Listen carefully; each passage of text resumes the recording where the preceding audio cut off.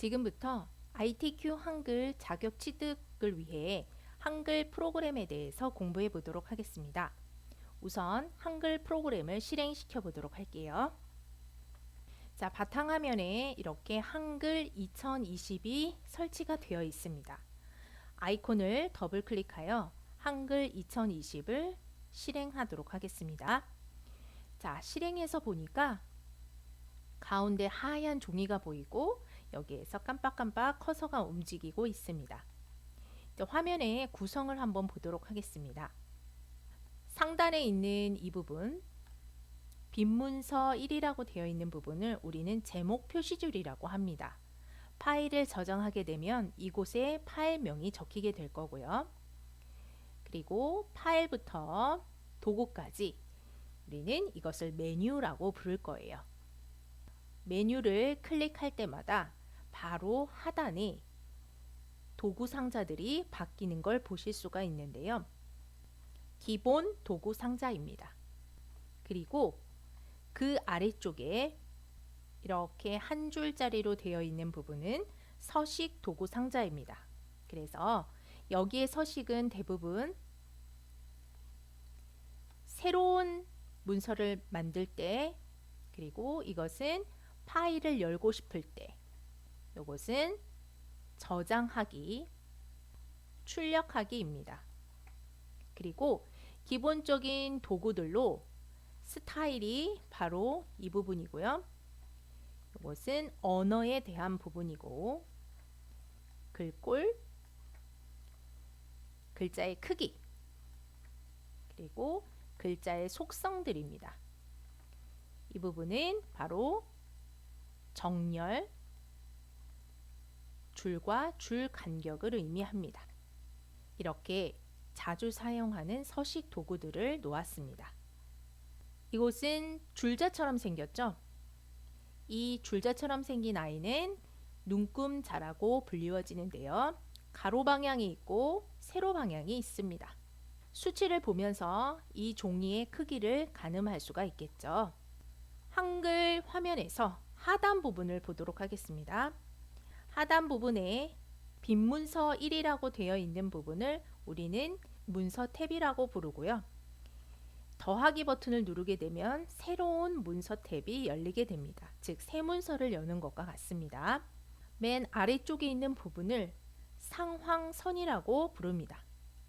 그래서 현재 컷의 위치, 총 1쪽 중에 1탄, 1줄, 첫 번째 칸에 있다는 걸 알 수 있고요.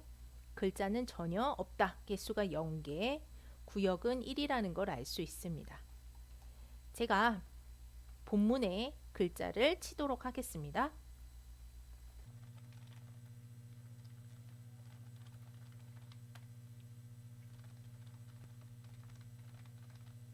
자, 이렇게 글자를 치고 나니 상황 표시줄이 달라졌죠? 첫 번째 쪽의 첫 번째 줄은 그대로고요. 두 번째 줄에 가 있다라는 것을 볼 수 있습니다. 이렇게 표시가 되고 있고요. 현재 커서는 두 번째 줄에 23번째 칸에 있다라는 걸 알 수 있습니다. 총 글자의 개수가 32개라는 것들을 알 수 있습니다. 이렇게 현재 커서의 위치라든지 글자의 수를 하단 부분에 표현을 하고 있습니다. 오른쪽 하단을 보게 되면 아이콘이 보이시게 될 텐데요. 자, 첫 번째 아이콘은 쪽윤곽입니다. 이 쪽윤곽을 한번 눌러볼까요? 자, 눌러봤더니 어떻게 됐나요? 종이 바깥쪽과 여백이 보이지가 않습니다. 다시 한번 눌러서 종이 여백과 바깥쪽에 글자가 쓰여지지 않는 부분까지 다 보여지는 것이 쪽윤곽이고요. 두 번째는 폭맞춤입니다. 지금 현재 보여지는 화면에 가로의 폭이 보이는데요. 이 가로의 폭을 화면에 꽉 차도록 보여지게 하는 것입니다. 세 번째는 쪽맞춤입니다. 쪽이라고 하는 것은 한 장, 한 페이지가 화면에 그대로 다 보일 수 있도록 하는 것입니다. 자, 이렇게 세 개의 아이콘이 있는데 여러분들이 편한 대로 맞춰서 쓰시면 되겠지만 일단 쪽 윤곽에 그 다음에 폭맞춤으로 하고 입력하는 것이 가장 사용하기에는 편합니다. 나는 좀 눈이 어두워서 화면을 좀 더 확대해야 되겠다라고 하실 때는 이 오른쪽에 있는 바가 있는데 이 슬라이더를 오른쪽으로 점점 가지고 가면 확대되어 보여지고 왼쪽으로 끌고 가게 되면은 축소되어 보여집니다. 자, 1대1 100% 그리고 조금 더 확대된 모습을 보실 수 있죠. 이렇게 화면의 크기를 조절해서 보실 수 있습니다. 지금부터는 무엇을 할 거냐면 현재 종이 쪽에 대한 내용 그리고 이 상단과 왼쪽 오른쪽 하단의 여백을 설정해 보도록 하겠습니다. 여백을 설정할 때는 메뉴는 편집 용지로 들어가셔야 되는데 편집 용지는 상단 메뉴에 쪽에 있습니다. 쪽을 클릭하셔서 상단 메뉴의 쪽을 클릭하시고 그쪽 맨 앞에 있는 도구 편집 용지를 클릭하시면 됩니다. 자, 클릭하실 때 보시면 편집 용지의 단축키가 F7이라는 걸 볼 수 있죠. F7은 키보드의 상단에 있는 기능키 F7을 눌러주시면 됩니다. 자, 편집 용지를 클릭하거나 아니면 F7을 눌러서 창을 켭니다. 자, 창을 켜서 보시면 제일 첫 번째 나오는 것이 용지의 크기입니다. 그래서 용지의 크기는 A4 그리고 용지의 방향은 세로 또는 가로로 눕힐 수도 있는데 우리 ITQ 시험에서는 세로입니다. 제본이라고 하는 것은 책자를 만들 때 맞쪽이냐 위쪽으로 되느냐에 따라서 제본 값을 주어 그 제본되어지는 부분을 여백을 좀 더 주는 것입니다. 우리는 책자를 만들 것이 아니기 때문에 한쪽으로 선택하겠습니다. 그리고 용지 여백은 왼쪽, 오른쪽, 위쪽, 아래쪽 여백이 있고요. 머릿말과 꼬릿말이라는 기능이 있는데 모든 페이지에 머리 쪽에 같은 글이 나오게끔 넣어줄 수가 있는 기능입니다. 그 글자가 들어가는 공간을 우리는 여기서 설정해 줄 수 있습니다.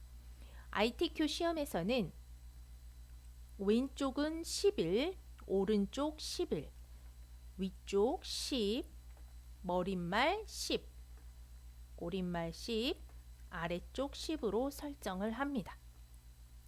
물론 시험 문제를 충분히 읽어보시고 설정을 하는데요.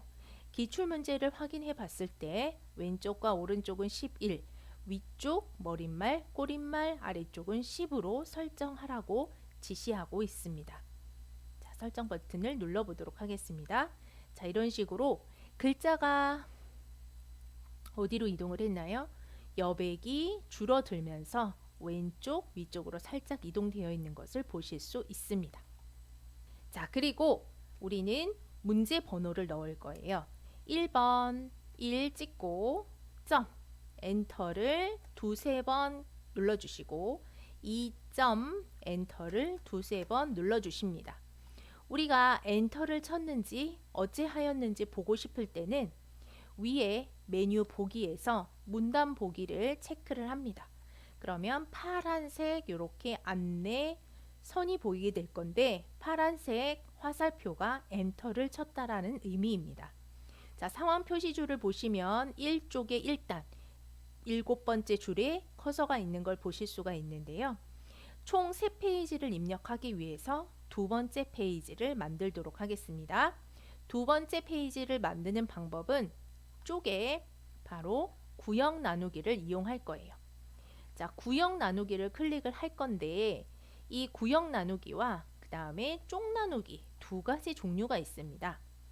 자, 쪽 나누기는 페이지는 하나 더 만들지만 편집 용지라든지 머릿말 기능, 꼬릿말 기능처럼 전체 문서에 적용되는 것을 모두 같이 활용을 하는 것입니다. 하지만 구역 나누기를 하는 경우에는 1페이지와 2페이지 사이에 구역을 나누게 되면 1페이지와 2페이지 별도로 편집 용지 또는 머릿말 기능, 꼬릿말 기능을 각각 활용하실 수 있습니다. 자, 구역 나누기를 클릭을 하게 되면 바로 커서는 두 번째 페이지로 이동을 하게 되고요. 상한 표시줄을 보게 되면 총 두 번째 페이지 중에 커서 두 번째 쪽에 와 있다는 걸 볼 수 있습니다.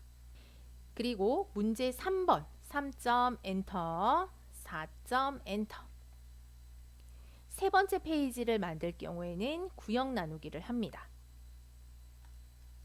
그래서 총 세 페이지 중에 현재 3쪽에 커서가 와 있고, 제가 커서를 1번 밑에다 갖다 놓게 되면 총 3쪽 중 1쪽에 와 있고, 첫 번째 단, 두 번째 줄, 첫 번째 칸에 와 있음을 알 수 있습니다. 시험에서는 편집 용지를 설정 후 문제 번호 2페이지, 3페이지를 만든 다음 바로 저장 버튼을 눌러주시는 것이 좋습니다. 디스켓 모양의 아이콘을 클릭하셔도 되고요. 자, 이 부분을 클릭하시거나 아니면 파일에서 저장하기를 클릭하셔도 됩니다. 위치는 내 PC 그리고 문서 아래에 ITQ 폴더방을 찾으셔서 ITQ 폴더를 더블 클릭한 후 문서 아래 ITQ 방 안에 저장을 합니다. 파일명은 수험 번호를 입력합니다. 수험 번호를 입력하시고 빼기 이름을 입력합니다. 자, 우리는 수험 번호가 아직 나와 있지 않기 때문에 임의로 1, 2, 3, 4, 5, 6, 7, 8로 입력을 하도록 하겠습니다. 바로 저장 버튼을 누릅니다. 여기까지 한글 프로그램을 실행하여 편집 용지를 설정한 후 문제 번호를 넣고 1페이지, 2페이지, 3페이지를 만든 후 저장까지 해 보았습니다. 여러분 다시 한번 연습해 보시기 바랍니다.